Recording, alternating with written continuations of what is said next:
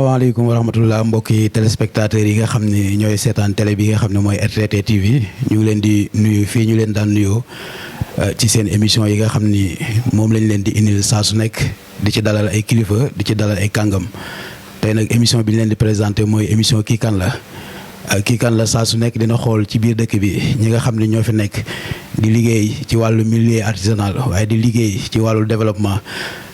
bari na ay aspects yoo xam ne fu ci nekk dañuy bëgg léeg-léeg ñu dugg fa xool ki nga xam ne moo fay kàngam ñu génne ko xool li nga xam ne moom la toogaalee pour askan wi mën cee jot.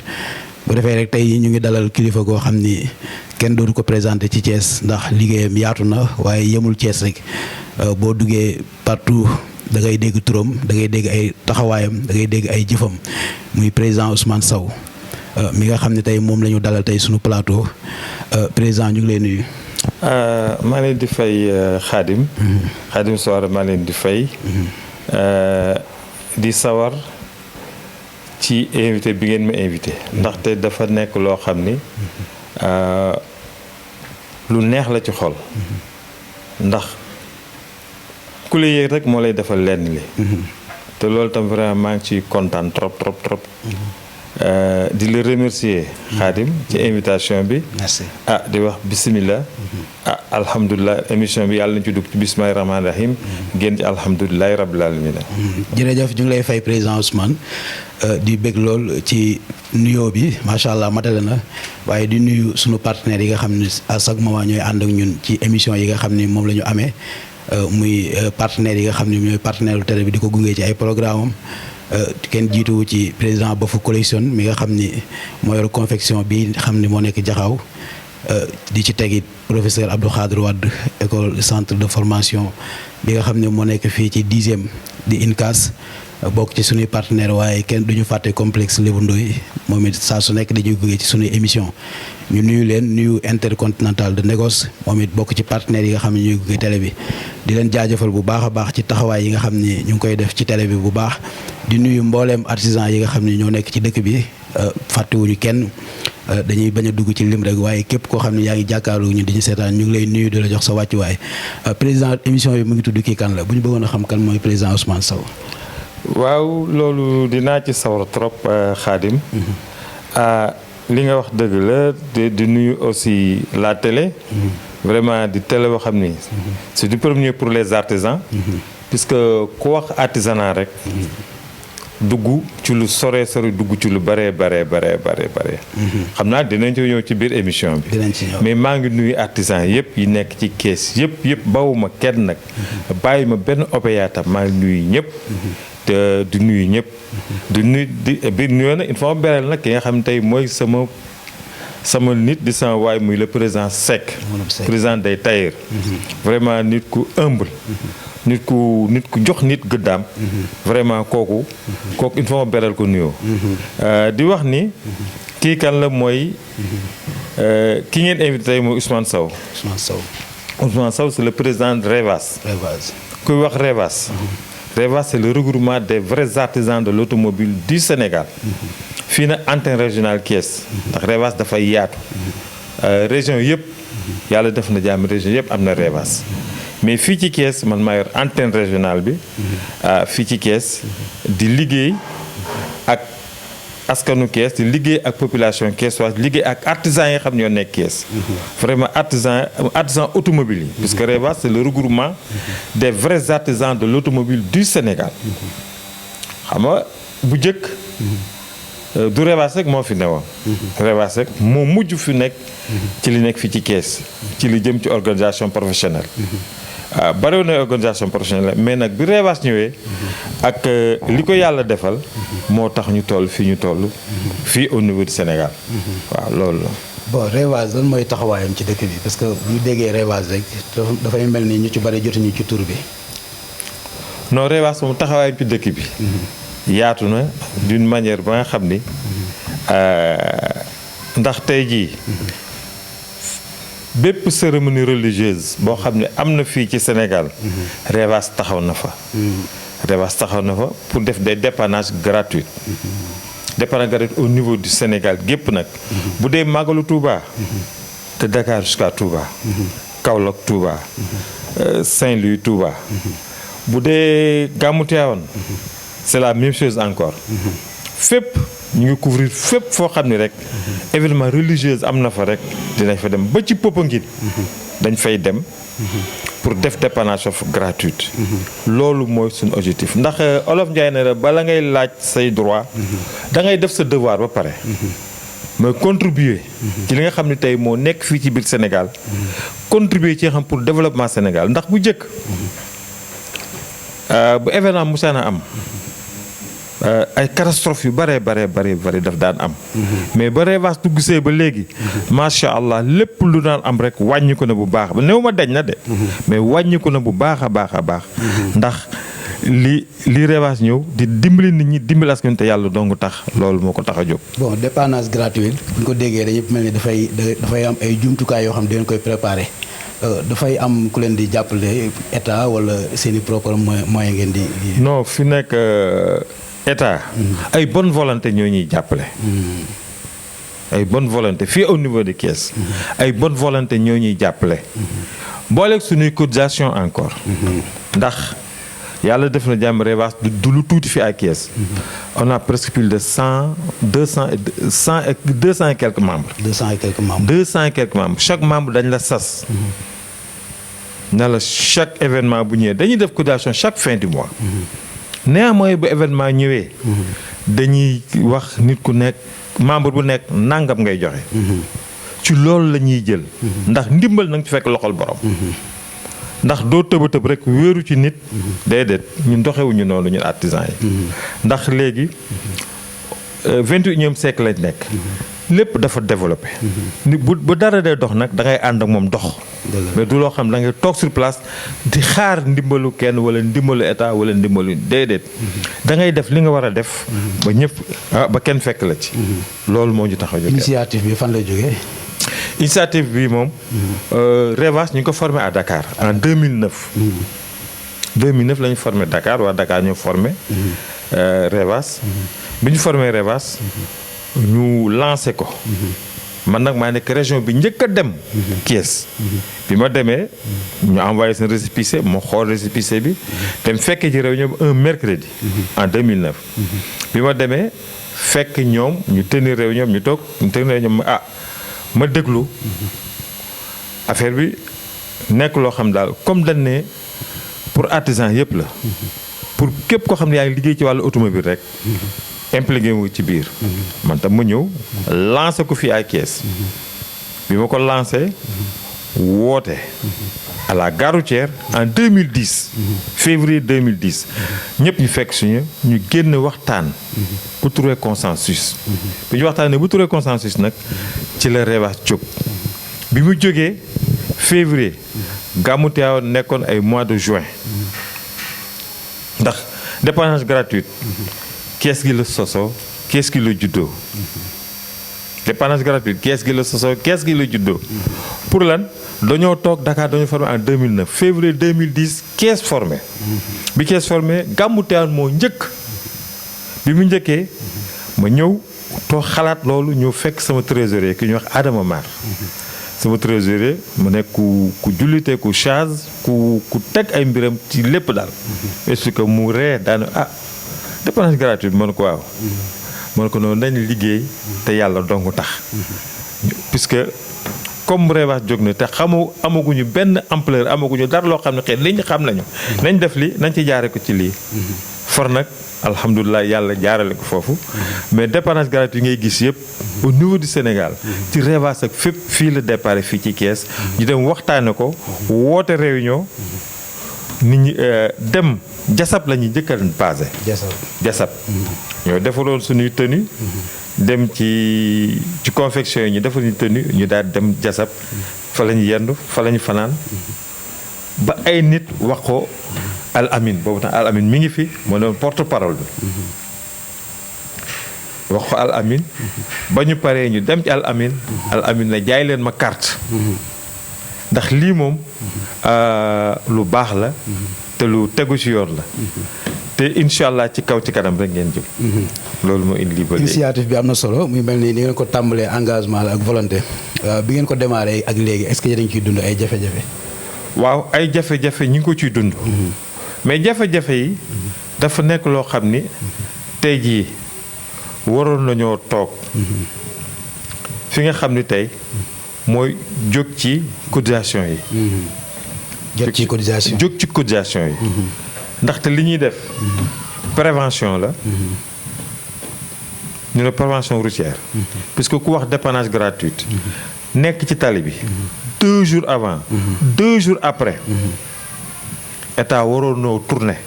xool ne ñii kat comme les policiers ku leen jël. état. les gendarmes yi nekk ci tali bi jalon ku leen jël. état. mais pourquoi ñooy xam ñooy dimbali parrain pour benn catastrophe ba dañu am tali pourquoi ñu jël ñu en charge. ok. état waroon nañu jël en charge total et complet. ba nga xam ni tey jii tey ñun. bu ñuy dem. ñoo ñuy couvrir. màggee nag am na loo xam ñi ngi koy def ñoom. ndax tey jii tey ba xësa ba sol si gilet Revas. partout. bu dee màggal. partout di nga mën a dugg pour dem seeti oto yi fa ñu paan. bu dee gàmmu. la même chose encore. boo xësee ba sol yor sa badge. sol sa gilet. foo kii ñu yëkkatale barrière bi nga jàll foofu état mi ngi ciy jàppale bu baax a baax. fluidité bi daal ak li nga xam ni tey mooy gaawaay pour dem ci secteur bi nga soxla. vraiment kooku duñu ci téye ci dara. waaw moom duñu téye. est-ce que démarché ngeen aussi tamit lu tax état jot ci ni yéen a ngi liggéey boobu fii. ah oui puisque état démarché puisque état. ndax tey ji boo xoolee Revas am na récépissé national. ñun les régions ku ne yaa ngi si récépissé. xam nga état mënul délivrer loo xam ne récépissé boo xam ne ka koy signé. mooy autorité bi nga autorité administrative boo xam moo nekk ca dëkk ba.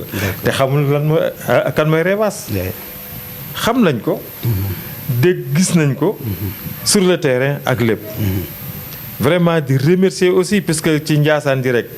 ministre suñu ministre de l'artisanat wàcc na fa. ministre kii nu mu tuddati Yankoba.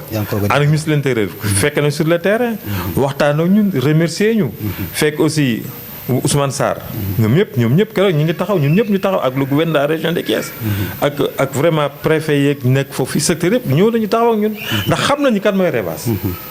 ñoom xam nañu kan mooy Revas ak li Revas di jëriñ fii ci Sénégal. d'accord kon xam nañ ko. waaw mais appui bi daal moo des ci ñoom. waaw vraiment. appui bi moom moo des. appui bi moom très sincèrement des na. waaw. bàyyiwuñ ñu nag mais appui bi des na appui bi moom des na trop. ndaxte bu fekkoon appui bi lépp mot na. kon cotisation dootuñ ko def. d'accord vraiment. jërëjëf muy mel ni mouvement bu am solo la taxawaay bu am solo la ñuy taxaw ci dëkk bi parce que dégg ngeen à chaque fois bu màggal ñëwee wala gàmmu ñëw ngeen dégg ñu ni am na dépannage gratuite boo xam ni ñu ngi ci yoon yi di leen xaar am ay points yoo xam ne dañ koy kale ku yàlla def nga ñëw ba foofu sa oto panne ñu dépanne la gratuite lu am solo la ak message bi ci président lancé état war na leen ci fekkee jàppale leen ci ndax loolu ay moyens moo koy def bu defee rek dañuy dugg ci deuxième aspect bi day mel ni du Revas rek nga occupé parce que dégg nañ la ci mutuelle de santé boo xam ni tout yaa leen représenté fii Thiès. waaw loolu tam dinaa ci sawar Xaadim puisque mutuelle de santé moom. daf di loo xam ni. ndax nit balaa tal dara rek dafa wér. gis nga li ñuy def dépannage gratuit bii. tey fekk nga wér. tant que wéroo doo xalaat dara. loolu nag la état du Sénégal xam. ba def CI bi. couverture maladie universelle. def mutuelle sociale nationale des artisans. mutuelle sociale boobu des artisans état du Sénégal. vraiment def na ci jéego. ànd ak des partenaires belges. pour soutenir le secteur artisanal. ci lépp luy social. santé beeg social beeg lépp. ci loolu nag ci la ñu woote woon commencé def ay adhésion bi ñu defee adhésion yi chambre de métier di remercier le président Sey ak staffam ya nekk biir chambre bi yépp ba ñu defee noonu ñu lancé kii bi indi ay carte d'adhésion ay carnet yoo xam ne pour adhésion la bu ñu defee noonu carnet yi aussi ñu génn ko ñëpp jënd puisque adhésion bi 2000 francs la ba ñu defee loolu nag ñu def une assemblée régionale puisque chaque région dafa waroon a indi li nga xam ni mooy carnet yi. ak recette carnet yi ak xam nombre d'artisans yi nga xam ñoom ñoo adhéré gum. ba ñu defee loolu ñu def assemblée bi. ki ko présidé woon mooy le gouverneur de la région de Thiès. ba ñu defee loolu. Département Thiès y a 3 départements.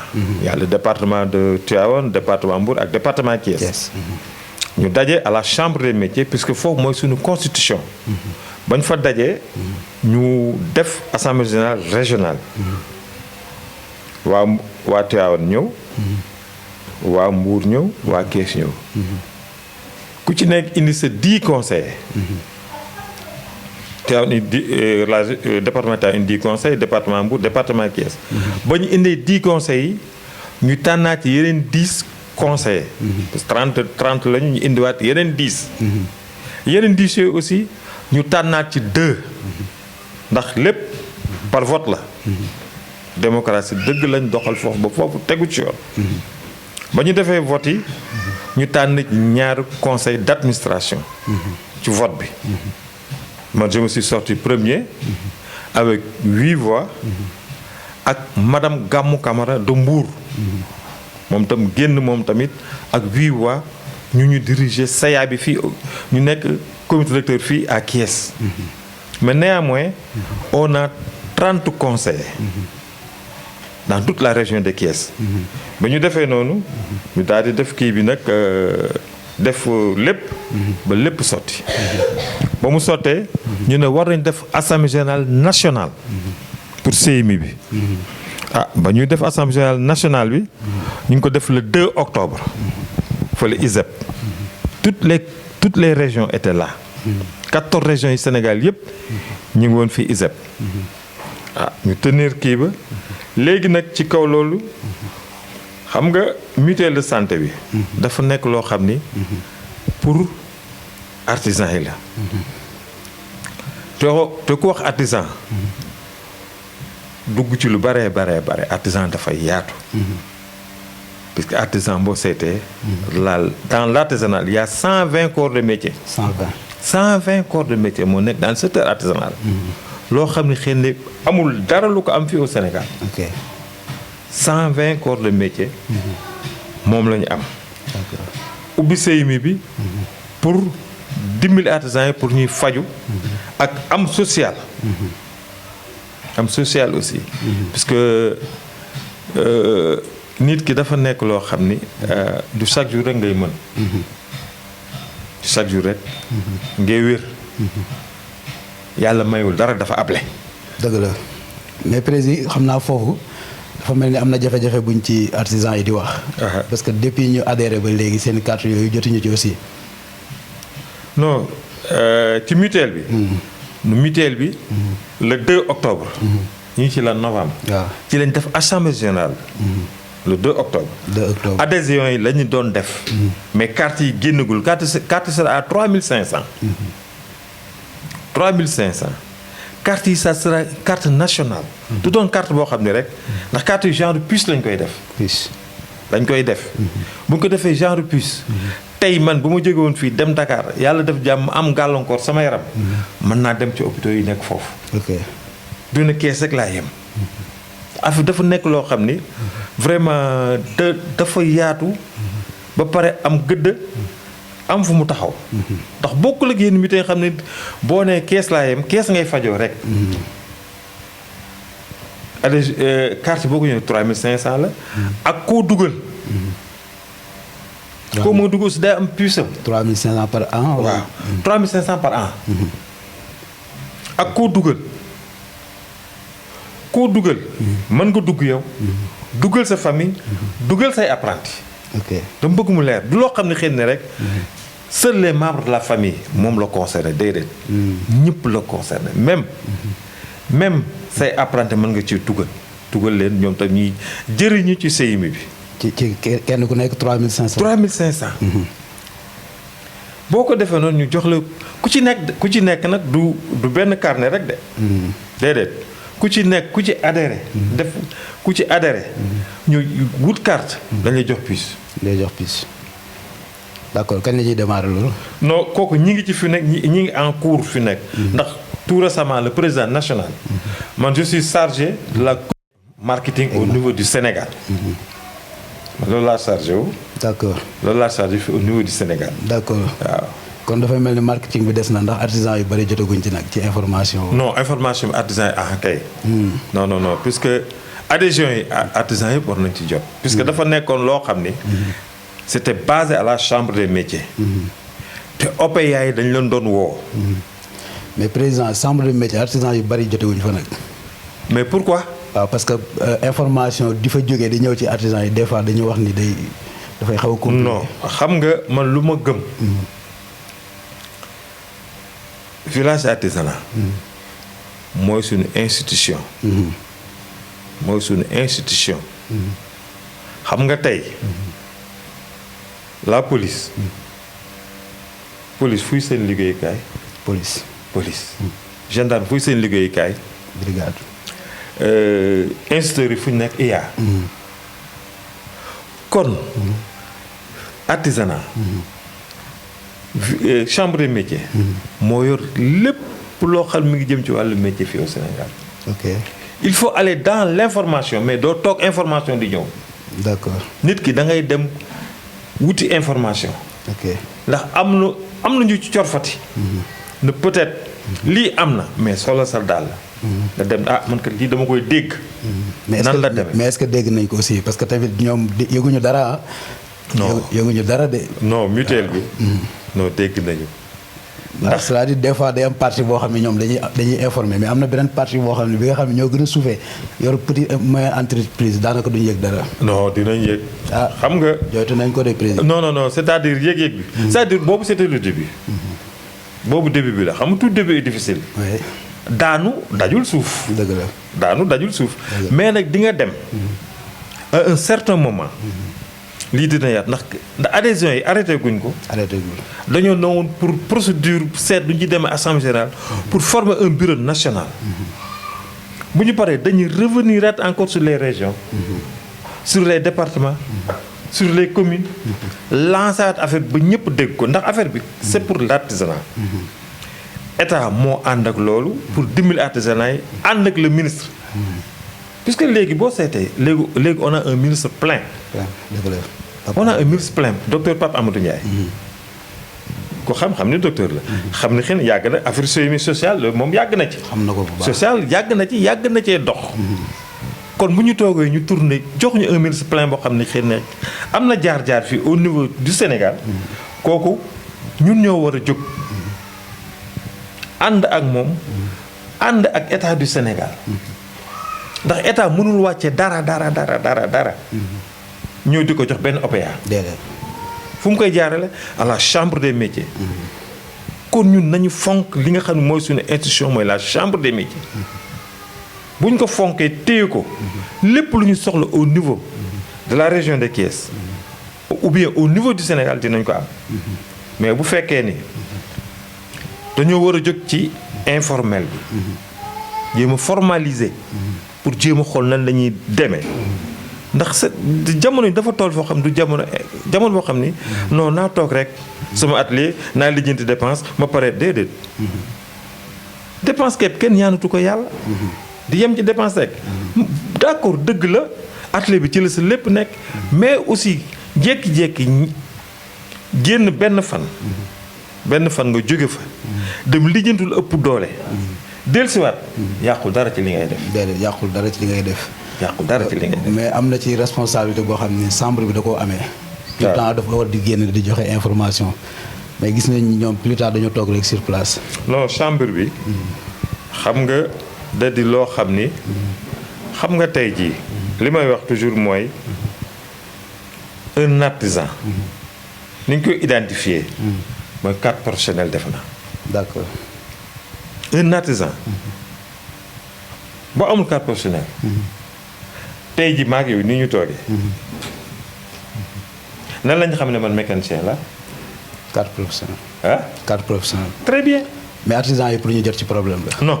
si dañuy déposer toog 2 ans. 3 ans non puisque boo demee. et sax bay defar carte yi. gis nga carte. du loo xam ne dañ koy jël di ko ventiler nii. da ngay am métier certifié wu sa métier. ndax ka la koy defal da lay wóor ni lii mën nga lii yow ka lay jox certificat de travail da lay wóor ni yow mën nga liggéey. mu jox la certificat de travail bi. bu la ko joxee parce que son nom mooy figurer. ci certificat de travail bi. son nom ak lépp te moo koy signé moom.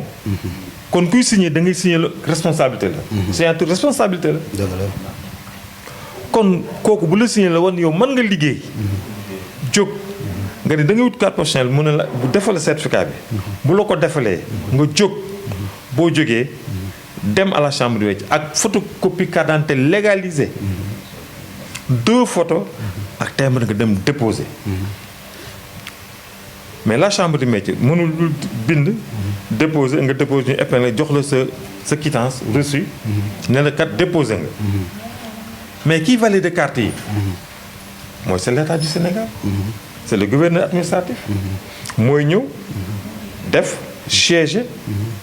mais siège bi des fois ci gouverneur lay tardé. fa lay tardé mais du à la chambre des métiers. président est-ce que loolu tamit logique na aussi en tant que administratif. waaw di retardé loo xam ni citoyens yi soxla nañ ko. mais citoyen bu ñu ko soxlaa. bu ñu dajalee. la chambre des métiers moo ko war a saisir. bu ko saisir dafa war a jóg. ok bu jógee ñëw. ou bien la chambre de jël dossier yóbbul ko. mu xool siège. ndax carte professionnelle dafa nekk loo xam ne lu am valeur dans le monde entier.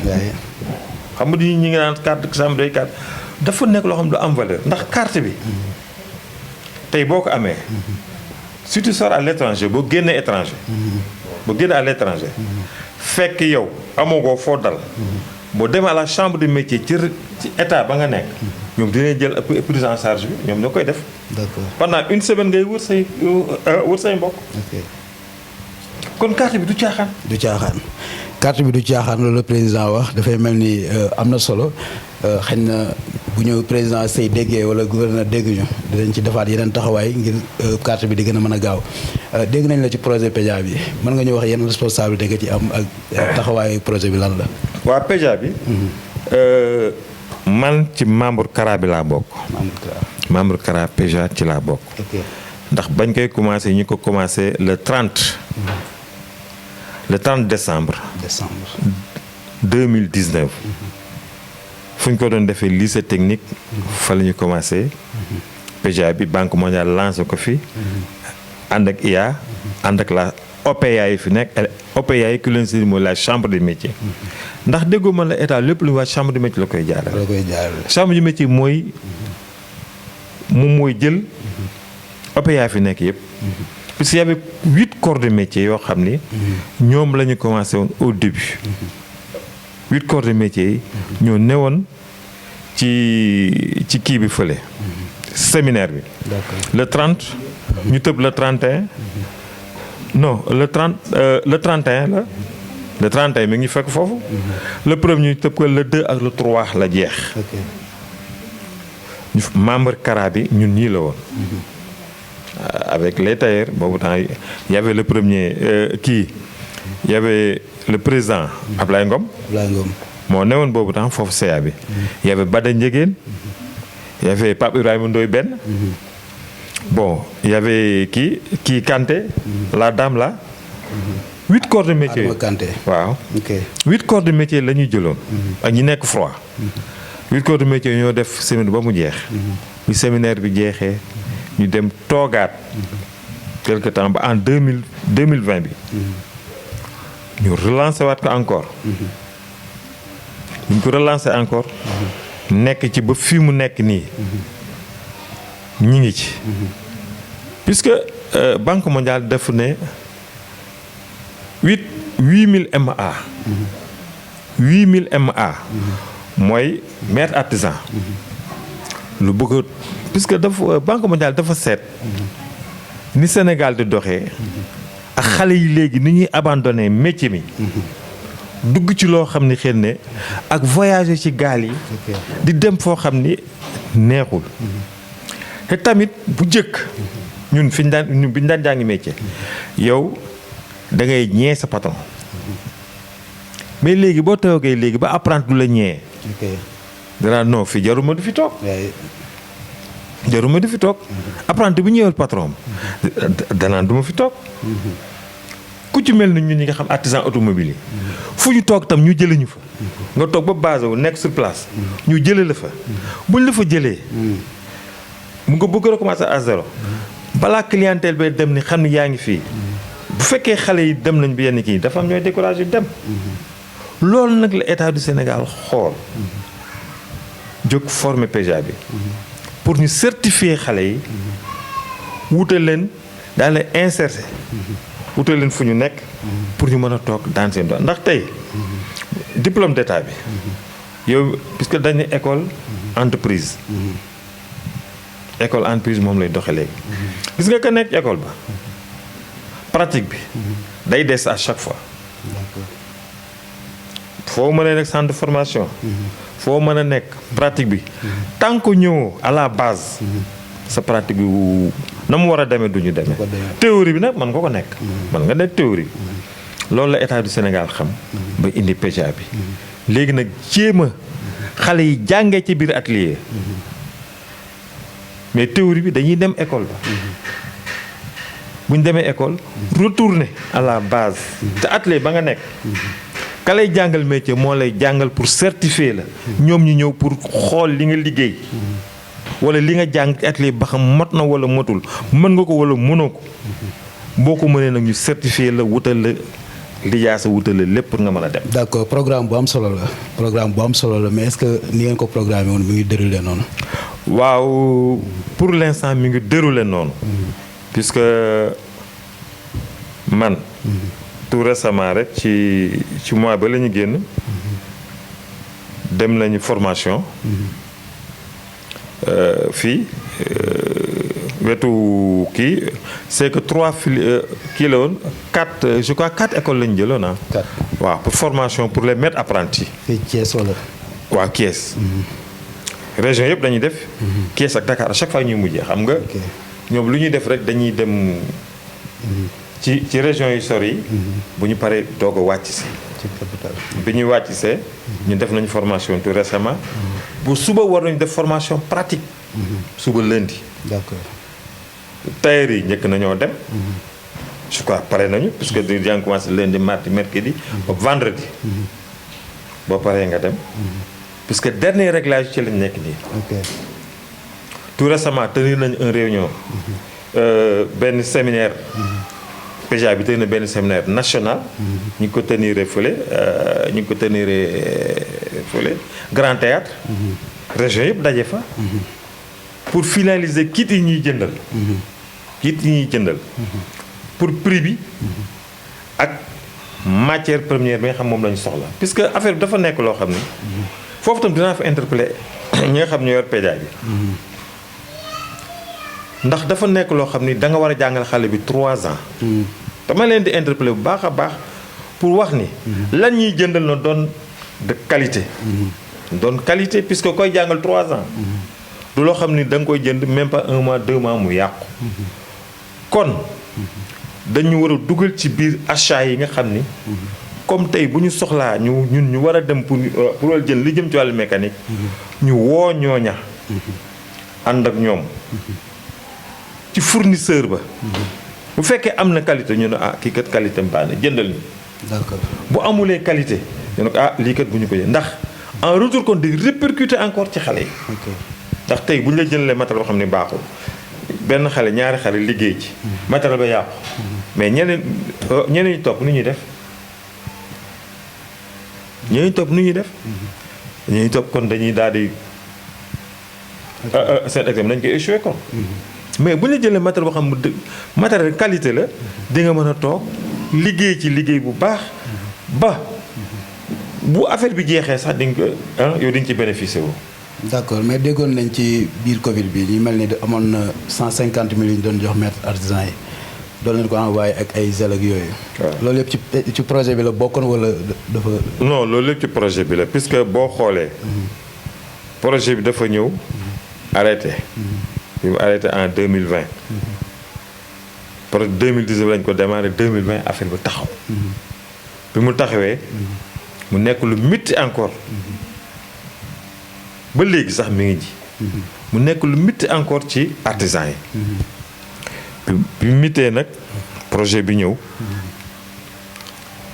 ànd ak état du Sénégal ànd ak le ministre ànd ak le directeur de l'artisanat et les chambres des métiers ndax lépp foofu lay jaar kon dama bëgg rek ñu fonk chambre des métiers yi nañ fonk chambre des métiers yi dañ leen a war a fonk. dañ leen a war a fonk jox leen seen gëdd du loo xam ne xëy na da ngay ñëw naan chambre des métiers lii chambre déedéet nañ jox gëdd chambre des métiers yi bu ñu ko defee secteur artisanal fu mu bëgg a dem dina ko dem mais tey ku leen sobental sa bopp nga sobental ndax état mënul wàcce dara di ma ko jox man wala di la ko jox chambre yi la koy mën a jaaral chambre woo EPA yi woo ñi nga xam ne les concernants jox leen ko ba mu defee noonu ñu indi kit yëpp gel la madaar ak lépp moom la njëkk a indi jox artisan yi vraiment muy saag bu bari ay affaire jox ñii bàyyi ñii quoi. déedéet ah mais ñu bari jotuñu. non képp ku bindu ci pédia bi jot nga 150 000. dégg nga xaaral télé lay waxee ok képp ku bind ci pédia bi laa la wax te ñu recruter la dama bëgg mu leer waaw te ñu recruter la puisque pédia bi dafa am ay normes yu muy doxee dafa am ay normes yu muy doxee ndax mënoo toog fi artisan la te amoo benn qualification jël feuille bi remplir dem yóbbu non puisque en retour ñoom bu ñu defee loolu dañoo dikk à la base wàcc ci atelier yi di xool ba xam li nga bind ma nga fa wala am na fa wala amu fa wala apprenti nga xam ña nga fa wala newu fa dafay leer puisque du loo xam ne xëy na nit da ngay ñëw artisan la bind naa pédia rek dama war a am 150 000 képp ku pédia retenir ñëw ci yow jot nga 150 000 bokkuloo nag ak Covid bi Covid bi ak pédia ça fait 2 Covid bi état du Sénégal moo doon joxe 150 000 la pédia képp ku ci bindu te ñu sélectionné la woon jot nga kit jot nga 150 000 d'accord dama bëgg mu leer d'accord léegi suivi programme bi lan la moom actuellement. suivi programme pédia bi mooy fi ne ñi ngi ci décembre la ñu war a finaliser lépp jeex tàkk programme bi lépp. programme bi puisque 2022 war nañu démarrer les travaux xale yi commencé jàng xale yi ñi ngi fi nekk ñi ngi ci école yi alphabétisation ak entrepreneuriat d'accord ñi nga xam ñoom lañ ci sélectionné ñoom ñi ngi jàngi ñu ngi leen di jox paas état mi ngi leen di jox paas ok xale yi léegi nag bu paree ñun formation bi ñu defoon après kii lañ def nañ formation bi ba dañoo war a certifier parce que aussi bu fekkee da nga certifier xale bi di certifier ko maître apprenti bi mais kooku lan lay niroo moo tax ñun def nañ formation bi paree pratique bi la ñu war a def nii lundi bu paree nag ñu joxe kit yi ak bagage yi d'accord 2022 bi janvier 2022 bi la ñu war a démarrer les travaux pour jàngal xale yi 3 ans ñu certifier leen ñoom aussi ñu dem ci sur le terrain. d'accord loolu mooy projet pédia bi dafa mel ni li ci président wax leer na te am na solo ñi nga xam ne ñu ngi doon jeexi jaaxal ni projet bi dafa féete boor président nee na képp koo xam ni légal nga am nga tous les nécessaires yi la laajoon yàlla def na ne jot nga ci bénéfice 150 000 ak kit yi kon bu ko defee dañuy dem rési ñëwaat incha allah. jërëjëf waa Rési ñu sant leen bu baax gërëm leen ci taxawaay bi am solo bi nga xam ne ñu ngi koy def ci technique bi macha allah di gérer caméraman bi ci duuru ñu nuyu ko jox ko wàccuwaayam jaajëfal ko bu baax a baax ci taxaw bi nga xam ni moom la taxaw liggéey bi macha allah am na solo trop di nuyu ñi nga xam ne ñoo ci nekk di sunu jigéen ñi ku ci mel ni Thiat mu Serigne Saliou ak Amina da baax ñu jox leen seen wàccuwaay bu baax a baax bu ko defee rek président ñu ñëwaat. xañ na secteur bi nga xam ne tey jii maîtriser nga trop maîtriser nga ko ndax li nga ci wax am na solo waaye am na ay jafe-jafe nag. waaw secteur bi bari na ay jafe-jafe yi dama xamatul lan la dama xamul xale yi ñoo nangatul a jàng métier dama xamul chef d'entreprise yi ñoo xamatul naka la ñu war a mën a jàngalee xale yi mais xale yi daanaka léegi jàngatuñ métier. non c'est-à-dire xale yi. ñi ngi jàng métier. mais jàng métier. day fekk nga bëgg nga am amouru métier parce que boo seetee fii nag à l'heure actuelle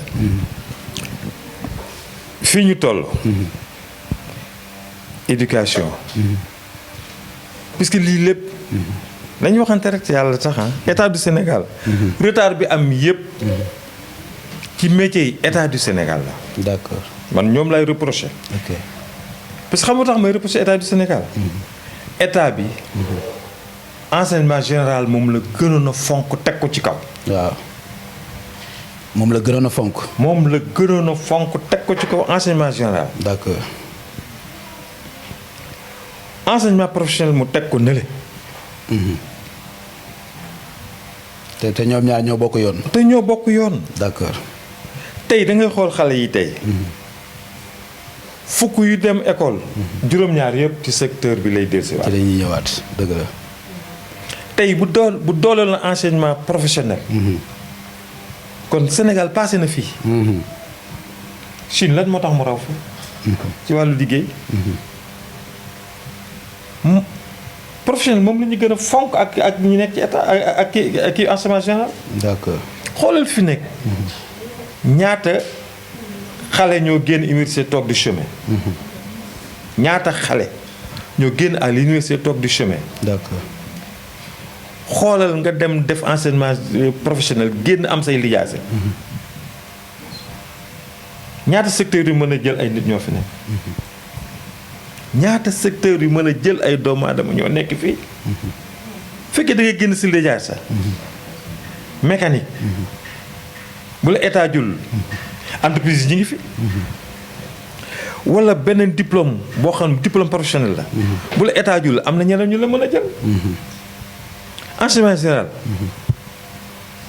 xoolal ñi nga xam ne tey jii ñi am seen kii diplôme lijaasa kii yi ñu bari ñu ngi toog ci kër yi ñu bari ñu ngi toog ci kër yi mais ni état xoolee loolu nag bu retourné nag na xaaral ma dem nag dooleel enseignement général enseignement professionnel loolu nag fi nekk incha allah léegi Sénégal am beneen tournure. mais est-ce que loolu yéen OPA yi yéen ñi ko jiite yéen a ngi ciy dox pour état bàyyi xel.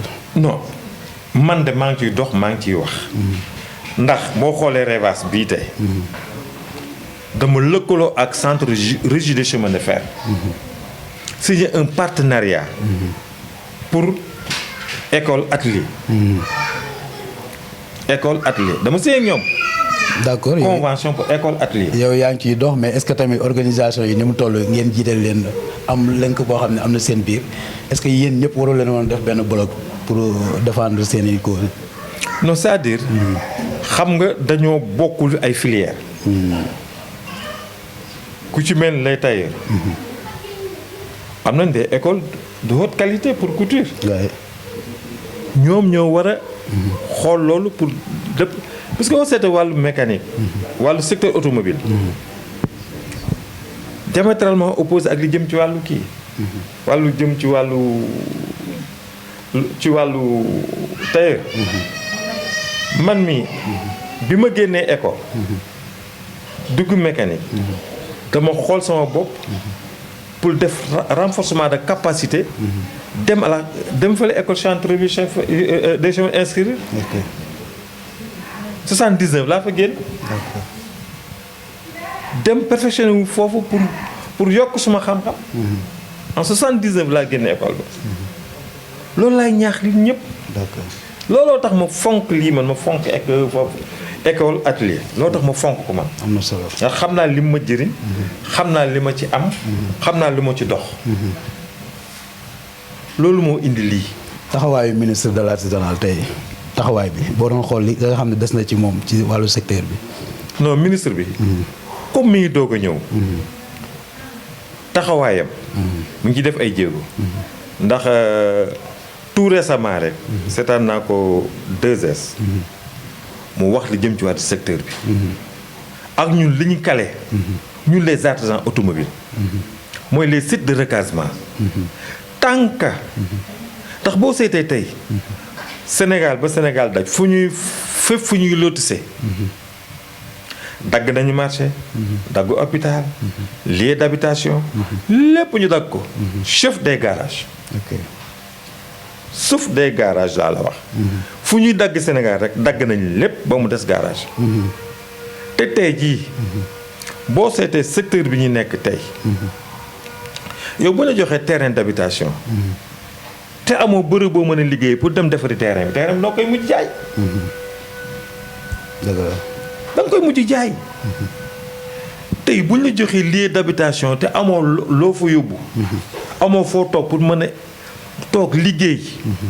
pour mën a dem defari loola. day mujj naax saay rek soxla day ñëw nga dem xaaral ma jaay ko. ndax amoo foo toog liggéey. foo toog ñaari fan ñetti fan ñu dàq la. mais buñ la dàqee foo jëm. la nga yor moo nga ne xaaral ma jël ko suturlu ci dem jaay terrain bi. loolu nag la Sénégal doxin boobu la ñu war a dindi. ndax ku am sa métier war nga am foo mën a toog daan fa sa doole pour jëriñ. loolu moo indi kii rek lii xale yi dem bàyyi at lii dem di jàngi di daw li Jakarta di nekk fu ne. waaw lii moo ko indi. looloo ko indi. ndax ku xeeb sa patron. xeeb atelier ba. waaye saa yi foo jaar dem dawali Jakarta. dëgg la ndax Jakarta lu mu gàtt bu journée bi jeexee nga am 2500 wala 3000. mais est-ce que avenir la aussi. mais loolu continué wul nag. du avenir. continué wul ndax tey foo amee 40 ans 50 ans yàqu nga. xanaa yàlla dimbi la nga am leneen loo dugal sa loxo pour mën a dem. kon daal état war na indiwaat yeneen taxawaay. yeneen taxawaay. ni mu dooleel bala moo enseignement bi mu dooleel ko secteur privé. bala moo daggati dara. li muy wax ci espace yi rek mooy fi nga xam ni tey moom moo ñor artisan yi li ñaan état aussi pour mu jàpp mooy bala moo daggati kër. bala moo dagg kër ne dagg. site yoo xam ni pour artisan yi mën a toog exercer wu daan seen métier. def dara seen métier ndax xale boo xam ni yaa ngi koy jàngal métier néewul dans des bonnes conditions wala fa mu nekk ci ndàndu fafe goo xam ni féetewul fenn ma ngay patron baa ngay xalaat bu ëllëgee mu jëlee ko fa état nañu dimbali ci loolu ci lépp bala moo daggati kër ndax tey ji boo amul atelier ba mën a toog pour mën a bu ñu la daggalee kër te amoo loo fa def da nga koy jaay état nañ jàppale ci loolu lay lancé état lancé ko ñëpp président nag def na lu baax ci nga xam mooy secteur artisanal ndax depuis 2014 ba léegi 2012 la ñëw 2014 ba mu foog journée de l'artisanat woo artisans yi pour xam seeni jafe-jafe jusqu'à présent mi ngi koy topp di ko topp ba léegi mu xool génn un ministre plein nañu acca demal saytu secteur artisanal kooku kon yëg nañu yëg boobu nag ñun aussi nañ ko delloo njukkal mooy nañu dem formaliser wu ci nañu formaliser wut suñuy carte professionnelle ndax état mu xamul ñaata mécanicien fi nekk. ñaata tôlier ñaata menuisier ñaata tailleur xamu ko. fi mu koy xamee mooy ñu am suñuy carte professionnelle. ndax carte bi am matricule boo xam mi ngi ci suuf. bokkoo ko ak kenn. il faut que état ñu reconnaître loolu aussi ñun artisans yi. jóge ci informel formalisé wu. pour mën a am suñu gëdd fii au Sénégal. dañu am suñu gëdd. parce que ku ñu dàq école rek ci ñun ngay ñëw ñoo lay defar ba société bi mën la yor. comme société bi wóor nag ñun aussi nañ am aussi suñu gëdd boo xam ni kenn duñu piétiner. kenn dootuñu piétiner. xam aussi xale yi. ñoo leen war a tette ñoo war a jàng métier pour génn nañ école raté nañ fa. kon métier bi bu ñu ci raté. loolu rek la am lu may lancé. pour artisan bépp mën a jël loolu def ko ci xolam def ko ci boppam. ndax artisan. il faut nga outiller wu. un artisan doit être outillé. sa premier outil. mooy sa bopp sa xam-xam. premier outil artisan mooy xam-xam bi. yéen yi topp yëpp secondaire la. d'accord. amal xam-xam. ba pare loolu mooy outil bi jëkk ndax tey boo amulee xam da ngay dem di forcer di ubbi atelier. da ngay yàq rek mais doo jëri ñoo topp sa gannaaw aussi zéro. amal xam-xam. dëgg la jërëjëf président dafay mel ni xam-xam mooy nga qualifié ci li nga xam ne ci nga nekk. jàng ko ba mokkal ko. soo ko ber sa daara. bien sûr lu am solo la mbokk yi nga xam ne yéen a jàkkaarloo ñu ci seen télé bi nga xam ne mooy RTT TV. tey ñu ngi dalaloon président Ousmane Sow di président Revas macha allah boo ko dégloo da ngay xam ni maîtriser na li muy wax maîtriser na milieu bi nga xam ne ci lañ nekk muy milieu artisanal li mu ciy wax am na solo waaye joxe na ci ay message ñi nga xam ne ñoo ci yor ay responsabilité muy ki nga xam ne mooy jàng muy chef d'entreprise bi waaye di projet yi nga xam ne aussi état indi na ko tey wax na ci yu am solo gën naa jox nit ñi confiance gën naa jox état confiance waaye ñaax na état kon day mel ni émission bi am na solo président lan mooy sa kàddu gu mujj. waaw kàddu gu mujj mooy Xaadim di leen remercier rek la yéen waa RTT di leen remercier rek te xam ni xel ne lii moom tànk mi ngi fi artisan yi dina mën a xam fu ñuy teg seen tànk ndax tey koo ci woo dina la tojal lépp artisan yëpp am xam-xama koo ci woo ndax amul artisan bu dof artisan benn artisan doful ndax koo xam ne boo ko joxee moteur mu tas ko waaye ku dof du mel noonu déedéet xoolal tailleur jox ko tissu bu valeur nga daggat ko ba mu sew ruuj nga teg fee di taxale boo amulee xam-xam doo dem déedéet yàlla yàlla doolee jàppale amiin yaa rabbi di nuyu ñëpp nag déedéet surtout secteur bi ma nekk muy secteur bi muy Revas da di nit ñoo xam ni ba ma leen jiitee ba léegi ëpp ma leen xam-xam de ëpp ma leen dara mais lu ma wax ñu ànd ceeg man lu ma jëf ñu ànd ceeg man ñooñu tam vraiment dama leen di jox chapeau laa leen di porter chapeau mag a mag a mag di remercier Sénégal gépp nag artisan yëpp lay remercier le président de la République ndax wàcc na ci kii bi xam na la mooy secteur artisanal remercier le ministre remercier encore le président Sey puisque coow yi bari na wax yi bari na mais ñun nañu basé wu ci chambre des métiers bi rek buñ ci basé wu rek lépp lu ñu soxla incha allah rabbi dina dem dina tegu ci yoon maa ngi jéggul ñëpp nag bu fekkee wax bi offensé na kenn maa ngi ciy jéggalu bu fekkee ni yokk na aussi yàlla na xam-xam yëpp gën a yokk maa ngi jéggalu bu baax a baax merci amiin jërëjëf président Ousmane Sow ci sa disponibilité ñu ngi lay gërëm ndax bi ñu la woowee da nga nangoo ñëw ci émission bi nangoo ñëw séddoo ak ñun li nga xam ni moom la yàlla dékk ci expérience macha allah ñu gërëm la xam naa ni ñiy seetaan dinañ ci jëriñu waaye aussi milieu artisanal dina ci gis boppam ndax télé des artisans la ñu wax lépp lu jëm ci milieu bi danañ fexe ba gis kàngam yi nga xam ne ñoo ci nekk ci kaw ñu wax ci waaye dinañ ñëwaat ci base bi ñi nga xam ne ñoo nekk ci petit moyenne entreprise yi ñu seeti leen ñoom it ñu wax li ñuy dund ndax bu ñuy waxee fi ñu nekk ci kaw am na ñu nekk ci suuf am lu ñu jàpp ñoom it kon fu waay nekk rek di ñu seetaan na nga xam ne émission bii di kii kan la dana la mës a seet si waaye 100% artisan aussi tamit dana mës a ñëw dalal la bu defee nga wax li nga xam ne moom ngay dund ci secteur bi bu defee ñu ngi leen di gërëm bu baax di leen sant di nuyu mboolem waa Thiès yëpp rek di leen jox seen wàcc waaye di leen gërëm ci bàyyi xel gi nga xam ne ñu ngi koy bàyyi xel ci télé bi nga xam ne mooy la télé des artisans RTT TV kon mbokk yi ñu gërëm leen jox leen rendez-vous ba beneen émission incha allah merci beaucoup